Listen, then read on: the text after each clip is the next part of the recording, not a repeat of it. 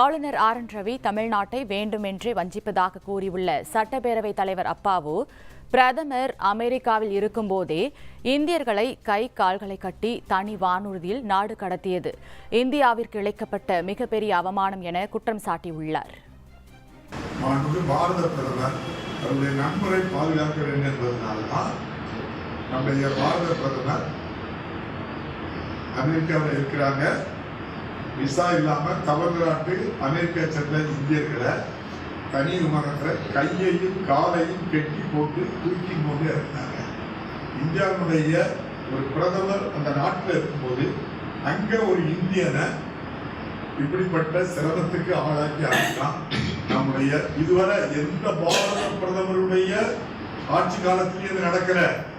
Indian ஒருவன் எங்காவது அவமானப்படுத்தப்பட்டால் இந்திய பிரதமர்கள் கண்டனம் தெரிவிப்பாங்க, ஒட்டுமொத்த ஆட்சியில் இருக்கிறவங்க கண்டனம் தெரிவிப்பாங்க.